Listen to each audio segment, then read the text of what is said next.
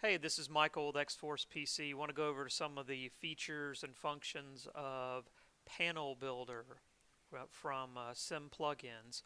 Now, what I have here is the analog version of simPlugins. There's also an EFIS version if you have a glass cockpit, but for the purposes of this demo, I'm going to stick with the analog.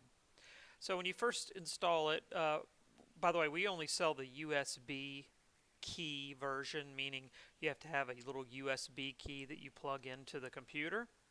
And the advantage of that is you're not dealing with a software key. So if you ever need to reinstall your computer, reload your computer, you're not having to ask for additional activations. So make sure your flash drive is plugged into the computer. And otherwise it'll start up in demo mode. So it'll come up to the standard 6 panel. You see here, standard 6 panel. And I'm going to start that panel, and you see it's the standard 6 instruments that you would expect. Now, these instruments, obviously this probably isn't going to be enough for you. This is just something to start with. But you notice you can grab with the mouse and drag the instruments around the screen. I can also use my scroll wheel to scroll the size, make the size bigger or smaller. The other thing you want to do is that's very important to know is locking the instruments so you don't inadvertently click and drag the instrument around accidentally, especially if you're using a touch screen.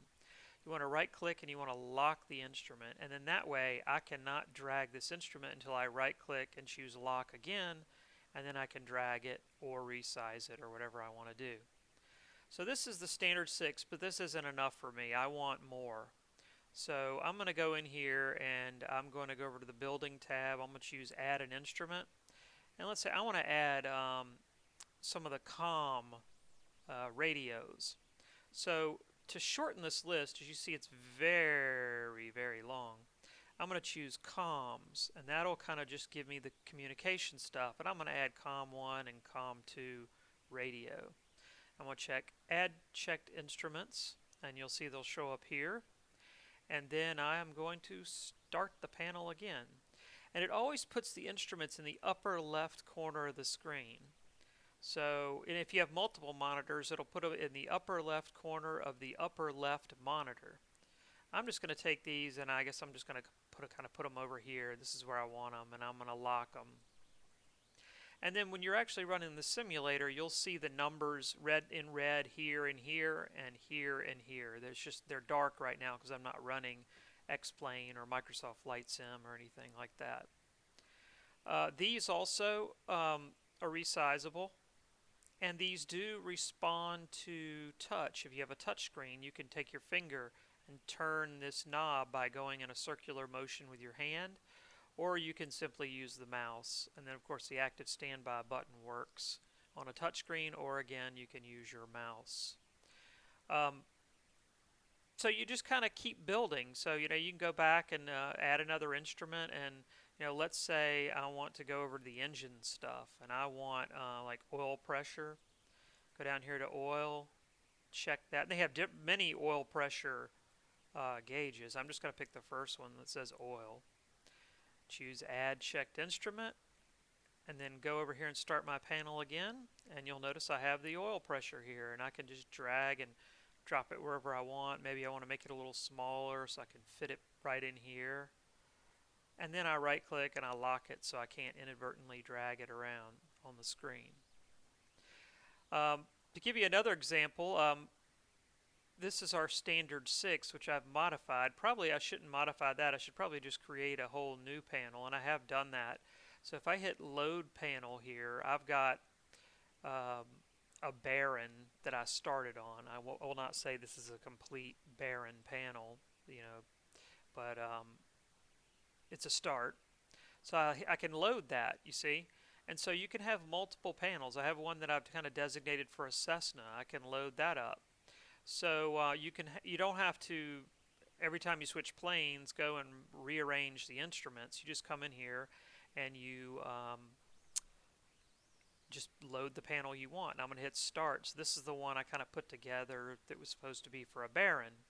And I still have a few issues here. It looks like this one should not be here. That's an airspeed from a helicopter, it looks like. So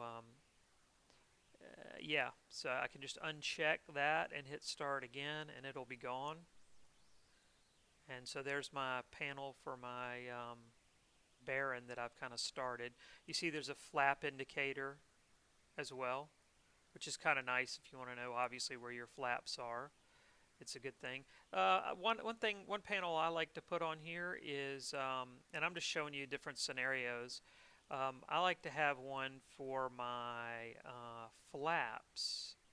Excuse me, not my flaps. My elevator trim.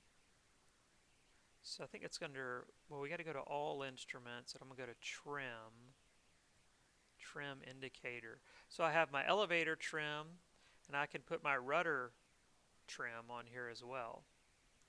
And I choose add checked instruments, go over and start my panel, and now I have, in addition to my flap indicator, I also have my rudder trim down here, and I can put my elevator trim. I don't know, I'm just trying to kind of wedge them in here, and then I can lock those so they won't get moved.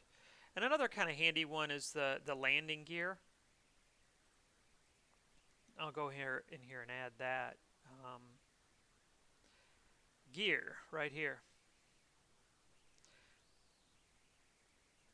And so I'll take my landing gear, which I've added, and shrink it down a little bit. You can put it wherever you want. I don't know, I'm going to stick it right over here. I know that's not really where it goes, but so these will be green and red to indicate that the gear is either up, down, or unsafe. So that's an overview of how you can set up your panels. I'll make a different video that kind of talks you through installing simPlugins and how you go about doing that. But hopefully that helps. If you have any questions, email me at michael@xforcepc.com. And again, that is michael@xforcepc.com.